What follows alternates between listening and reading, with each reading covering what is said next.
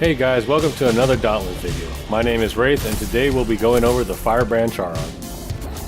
The Firebrand Charrogg is the big fire-breathing turtle behemoth in Dauntless. Although not as nimble as other behemoths, he excels at protecting himself with AoE fire attacks and quick strikes from his body. His fire attacks are as follows.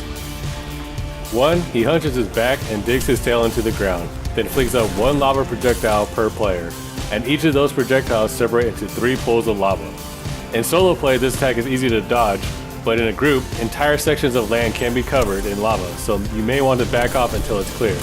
Unlike regular Charrogg, Firebrand can still use this attack even if you break his tail. 2. When he raises his head and fire starts to bellow in his mouth, he will shoot out fire from his vents a few feet away from him. If you are standing right next to him, this move will not hit you and you should be able to pull off a full combo. 3. He tucks his head in and then shoots out 1 to 4 lava balls that track players. These balls are not counterable and the best way to deal with them is to lead them back to Charrogg or into a tree or wall. This move can be tricky with several players as someone could lead a ball into a teammate who isn't paying attention.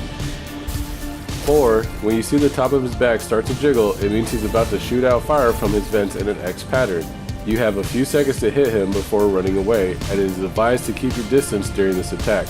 Unlike regular and rogue Charrogg, Firebrand is capable of using all his attacks during this move. Unfortunately, I have recorded this attack to last over a minute, so playing conservatively during this step may push your time constraints. If you manage to break a vent, fire will not shoot from it during this attack. And 5. He enters in a rage state when his back turns bright red and he starts to pound the ground like a kid throwing a tantrum. During a rage, his attacks are the same, but when he comes out of it, his body will glow and he shoots out fire in a rapidly expanding circle that covers the whole field. At a certain distance, you can see holes in the ring and you need to dodge through them. Again, breaking the vents will limit the area this circle takes up.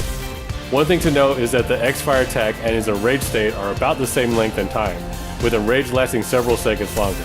So if they start around the same time, you can use this as a measure to predict his fire rate. And that covers it for his fire attacks. For his melee attacks, despite his large size, many of these are quite fast with a large AoE, and can easily catch you mid-combo. 1. Hanging around his front legs will result in a quick pound that you have little time to react to. The area is quite large and comes up to around his back legs.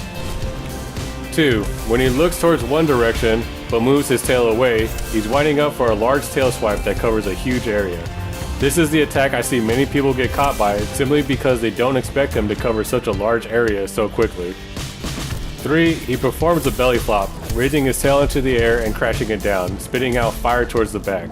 If you are around his front, you shouldn't have to dodge his attack and can get half a combo out depending on how quickly you read his attack. And that's the tools that Firebrand has at his disposal.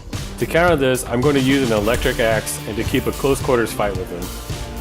The strategy I use is all about patience, keeping close to his body and waiting for him to make the first move. Except for the lava rain from his tail, most of his fire attacks should allow a full charge from your axe. For all his melee attacks, you will have to use a dodge first, then retaliate with a single charge attack. Although this strategy errs on the safe side, you should be able to build stacks with your axe up quickly and be able to maintain them without taking any damage.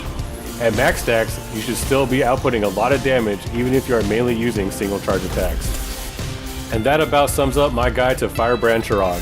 Give a like if you found this video useful and let me know what you think in the comment section below. Thank you very much for watching and hopefully I'll see you in the next video.